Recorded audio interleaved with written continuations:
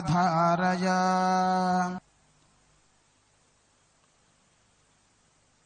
कृष्णाय वासुदेवाय हरये परमात्मने प्रणतक्लेशनाशाय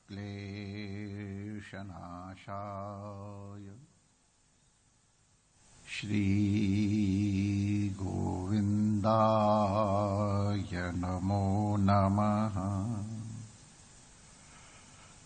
ठाकुर हमरे रमण बिहारी, हम हैं रमण बिहारी के साधु सेवा धर्म हमारा, काम न दुनिया दारी से।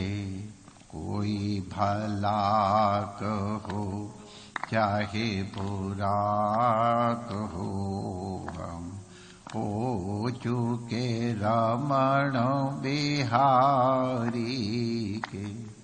हम हो चुके यमुना मैया के, हम हो गए सद्गुरु प्यारे के। हम हो चुके रमण बिहारी के। श्री रमण बिहारी लाल की जय। श्री यमुना महारानी की जय। पूज्य सद्गुरुदेव भगवान की जय। सर्व संत हरिभक्तन की जय।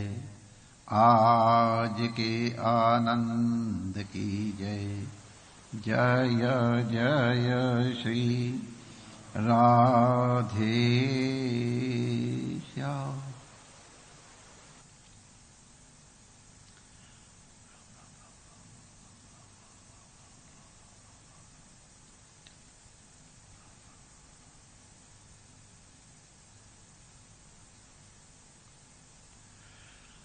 नारायण नारायण नारायण नारायण।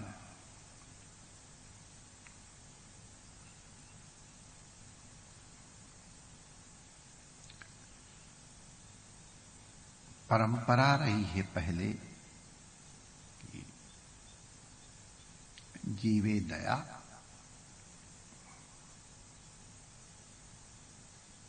और इसको रामकृष्ण परमहंस देव जी ने सुधार करके कर दिया नारायण सेवा।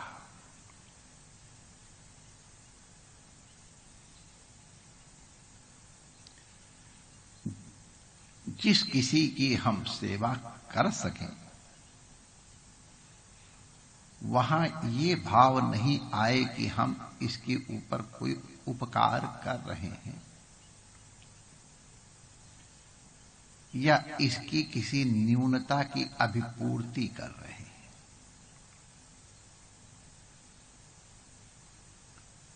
वरन भाव ये आना चाहिए कि इनके माध्यम से हमको सेवा करने का अवसर मिला, हमको सेवा करने वाले प्राप्त हों, ऐसी प्रार्थना वेद में की गई है। हम जिनको दे सकें वो हमको प्राप्त हों। ये उच्च भावना है। सेवा करते समय अभिमान न आवे, इसके लिए नम्रता की अवाप्ति के लिए जिसकी सेवा की जा रही है उसमें परमात्मा बुद्धि, इष्ट बुद्धि, नारायण बुद्धि, गुरु बुद्धि, विराट बुद्धि, जो भी आप चाहो कर सकते। एक इसी प्रकार के सत्पुरुष की आख्यायिका है उसका स्वभाव था कि सबकी सेवा करे, सबको आदर दे और सबकी सेवा करे, ये उसका स्वभाव था। यही उसकी पूजा थी, यही उसकी उपासना थी। विराट के रूप में परमात्मा की उपासना वो इसी तरह करता था। भगवान तो भावना देखते हैं। माता पिता की सेवा करने वाले पुंडरीक को भगवान ने बिना बुलाए दर्शन दिए। उसी तरह इस सेवा मूर्ति व्यक्ति के पास भगवान पधारे और उन्होंने कहा, हम तुम्हारी सेवना भावना से बड़े प्रसन्न हैं, हम तुमको कुछ वरदान देना चाहते हैं। मतलब महाराज आपके दर्शन हो गए, यही वरदान बहुत है।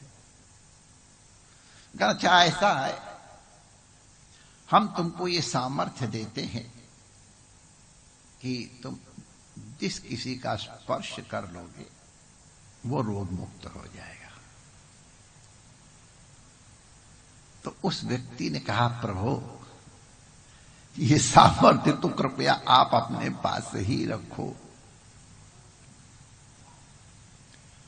लोग आपकी पूजा छोड़ के व्यक्ति पूजा करने लगेंगे, ये उपयुक्त नहीं है।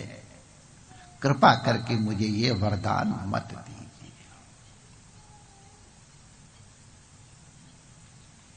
भगवान लौट गए। थोड़े दिन बाद फिर भगवान आए। आप ये मत समझना कि भक्तों के मन में ही भगवान के दर्शन की इच्छा होती है। भगवान के हृदय में भी भक्तों के दर्शन करने की इच्छा होती है। श्रीमद् भागवत में उल्लिखित है, भगवान ध्रुव जी को दर्शन देने नहीं आए, भक्त दृदिक्षया करता। भगवान के मन में ध्रुव के दर्शन की इच्छा हो गई। अरे मेरा ध्रुव प्यारा है, इसके मैं दर्शन करे आऊं।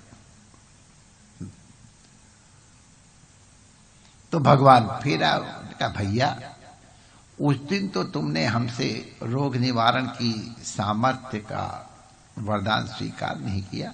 आज मैं तुमको एक वरदान देता हूं कि जो व्यक्ति तुम्हारे संपर्क में आएगा वो अपने दुर्गुणों से रहित हो जाएगा, उसमें सद्गुण आ जाएंगे। उसने फिर प्रार्थना की, प्रभु ये सामर्थ्य तो संतों और पैगंबरों के पास ही रहने दो। मैं सामान्य जीव हूं, मुझे ये सामर्थ्य मत दो। प्रभु कृपा करो, संतों के पास ये सामर्थ्य रहे। भगवान बड़े प्रसन्न हुए। तो उन्होंने कहा, अच्छा अब तुम ही कुछ मांग लो, मैं कहां कहां तक वरदान दूं, तुम सबको तो मना कर देते हो। क्या प्रभु अगर आप प्रसन्न हैं तो हमको यही वरदान दे,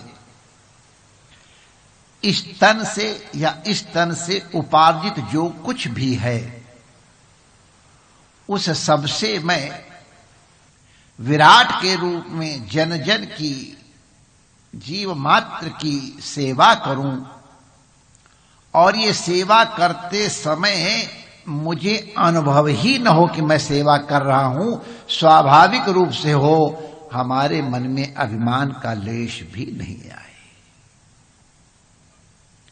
भगवान के नेत्रों में आंसू आ गए। धन्य है वत्स, अवश्य हमको प्रेरणा देती है कथा कि हम सेवा करें तो अभिमान ना हो।